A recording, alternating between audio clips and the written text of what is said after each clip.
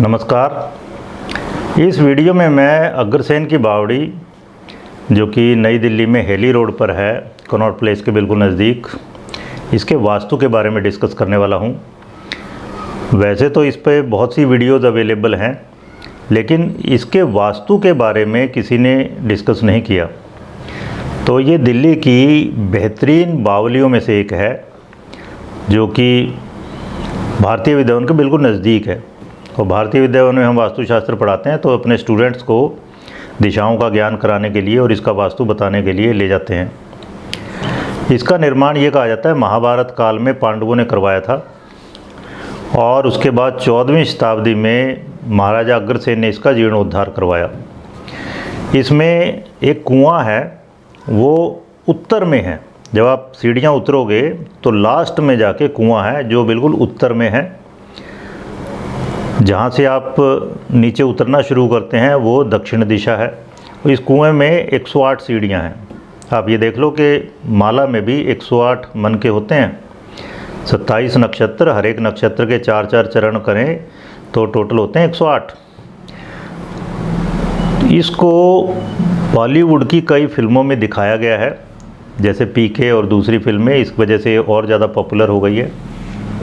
पहले तो डिस्कस करते हैं बावली का मतलब क्या है। बावली या बावड़ी बेसिकली संस्कृत के शब्द वापी से लिया गया है। वापी या वापिका, उससे अपभ्रंश बना बावड़ी या बावली। तीसरा दिल्ली में खारी बावली सब जानते हैं। तो बावली और कुएं में फ़र्क क्या है, पहले तो ये समझ लें। कुआं है, पानी नीचे से आता है ज़मीन से, ऊपर से आप रस्सी से उसको खींचते हैं। बावली को इंग्लिश में कहते हैं स्टेप वेल। है ये भी कुआं ही, पानी इसमें भी नीचे से आ रहा है, ऊपर से नहीं भरा जाता कोई। पानी इसमें भी नीचे से आता है, लेकिन वहाँ तक पहुँचने के लिए सीढ़ियाँ होती हैं। रस्सी से खींचने की कोई ज़रूरत नहीं है, वहाँ तक आप पहुँच सकते हैं। तो बावड़ी बेसिकली बहुत बड़ा एरिया चाहिए बावड़ी बनाने के लिए, बहुत ज़्यादा पैसा खर्च होता है। और इस बावली में ख़ास चीज़ क्या है, ये अग्रसेन की बावड़ी सिंपल डिज़ाइन एकदम। आप देखोगे बहुत सी गुजरात और राजस्थान में बावड़ियाँ हैं तो उसमें चारों तरफ सीढ़ियाँ हैं और बहुत कॉम्प्लिकेट डिज़ाइन है, बहुत ज़्यादा पैसा खर्च हुआ हो। लेकिन यहाँ पर इसका डिज़ाइन सिंपल है।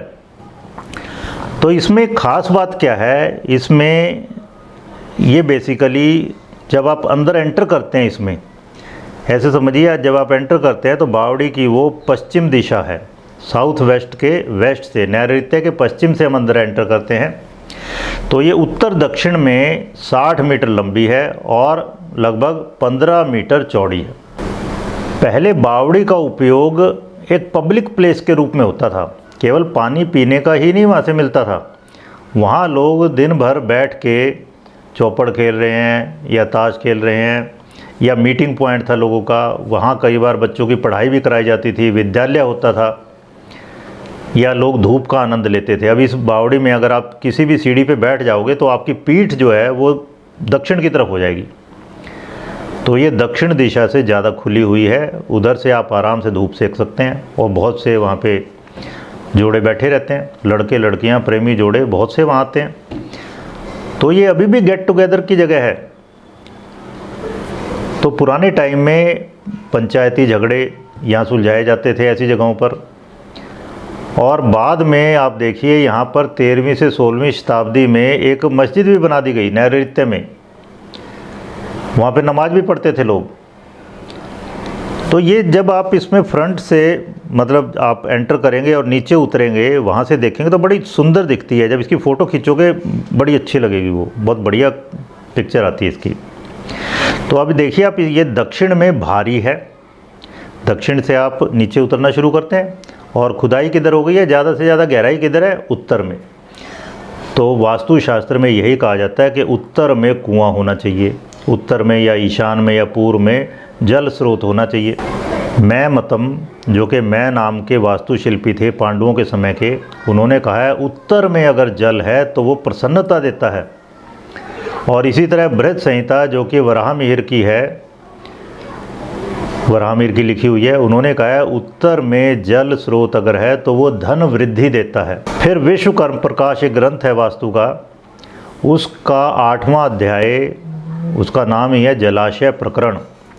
उसमें भगवान विश्वकर्मा कहते हैं कि जल स्रोत वापी हो या जलाशय हो, वो त्रिकोणात्मक या चतुरस्र मतलब चौकोर या वर्तुल आकार का हो सकता है। तो ये जो अग्रसेन की बावड़ी है ये वर्तुल गोलाकार है।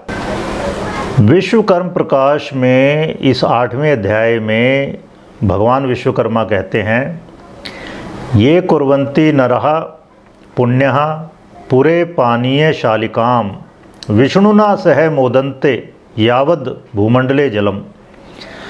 मतलब जो लोग पानी की शाला, मतलब ऐसी जगह जहाँ पानी है, पीने का पानी है, ऐसी जगह का निर्माण करते हैं, वो जब तक भूमि पर पानी रहेगा तब तक भगवान विष्णु के साथ सुखपूर्वक रहते हैं। तो इसकी इतनी ज़्यादा महिमा बताई गई है वापी निर्माण या बावड़ी निर्माण की। अब इसमें ख़ास बात क्या है, आप देखो दक्षिण में खुली हुई है ज़्यादा। तो सूर्य उदय के बारे में थोड़ा समझते हैं पहले। सूर्य पूर्व में उदय हुआ और दक्षिण से होते हुए पश्चिम में छुप जाता है। तो जब पूर्व में उदय हुआ, गर्मियों में क्या होता है, सूर्य इस तरह सीधा जाता है, ऊपर से जाता है। तो सुबह सुबह 12 बजे तक लगभग सूर्य की किरणें गर्मियों में पूर्व से आती हैं, जो बहुत गर्म होती है। तो सूर्य की गर्मी पूर्व से आ रही है 12 बजे तक, फिर मिड डे में ऊपर से आती है और उसके बाद पश्चिम से आती है। तो इसमें पूर्व में और पश्चिम में ऊंची दीवारें हैं ताकि गर्मियों में हीट कम आए, पानी ठंडा रहे, इसलिए वो ऊंची ऊंची दीवारें हैं। हीट ऊपर से आएगी केवल आकाश से, एकदम मिड डे के टाइम में। लेकिन सर्दियों में क्या होता है, सूरज पूर्व में निकला लेकिन उसकी ऊंचाई कम होती है, तो इस तरह से जाता है, नीचे नीचे जाता है। तो आपके घर में आप देखेंगे सूर्य की धूप, सूर्य डायरेक्ट दिखेगा आपको खिड़कियों से, दक्षिण दिशा से सर्दियों में, लेकिन गर्मियों में नहीं दिखने वाला, दक्षिण दिशा से सूर्य डायरेक्ट नहीं दिखता। तो सूर्य की धूप ये इस तरह से बावड़ी बनाई गई है कि सूर्य की धूप दक्षिण दिशा से मिले सर्दियों में, क्योंकि सर्दियों में धूप चाहिए और वो पानी शुद्ध हो जाएगा, उससे सूर्य की किरणें शुद्ध करती हैं जल को। तो इस तरह से इसका अरेंजमेंट किया गया है कि दक्षिण में ऊंचा, जो कि वास्तु कहता है दक्षिण में ऊंचा रहना चाहिए। उत्तर में कुआं दे दिया गया है, कुआं वहाँ पे डायरेक्ट भी पानी खींचा जा सकता था, नहीं तो स्टेप्स से नीचे तक जा सकते थे। और फिर पूर्व और पश्चिम में दीवारें ऊंची कर दी गई हैं ताकि गर्मियों में कम से कम हीट आए, पानी गर्म ना हो, क्योंकि ठंडा पानी चाहिए हमें। कुछ लोग इसको भूता स्थान बता रहे हैं बावड़ी को, अग्रसेन की बावड़ी को। कई सारी ऐसी वेबसाइट है, इसको भूता स्थान बताया जा रहा है। ये कोई भूता स्थान नहीं है। मेनली उसको समझना है, वास्तुशास्त्र के अनुसार अगर पंच महाभूत बिगड़ जाते हैं तो वो डरावना वातावरण बन जाता है वहाँ पर। अब यहाँ पर क्या हुआ, जो प्रकाश जो कि अग्नि तत्व है उसकी जगह अंधेरा है, नीचे जब जाएंगे आप। फिर यहाँ सीलन है, बदबू हो गई तो वायु तत्व खराब हो गया। यहाँ पे चमगादड़े हैं, क्योंकि सीलन है, अंधेरा है, तो चमगादड़ों ने अपना अड्डा बना लिया है, उनकी बीट है, उससे और ज़्यादा बदबू पैदा होती है। जब नीचे जाते हैं आप, सूर्य की रोशनी है नहीं वहाँ पर, तो सब नेगेटिविटी पसर गई है एकदम और डरावना वातावरण पैदा हो जाता है। जैसे जैसे आप नीचे जाते हो डर लगता है। तो जो पंच महाभूत हैं वहाँ पे आप देखोगे आकाश तत्व तो बहुत कम हो गया जब नीचे जाएंगे, तो पंच महाभूत बिगड़ गए हैं सारे। इसलिए भयावह ये लगता है, इसलिए कह दिया गया कि भूता है ये।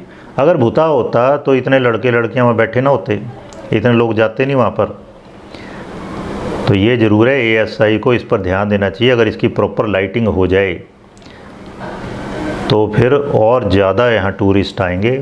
कोई डरने वाली जगह नहीं है ये।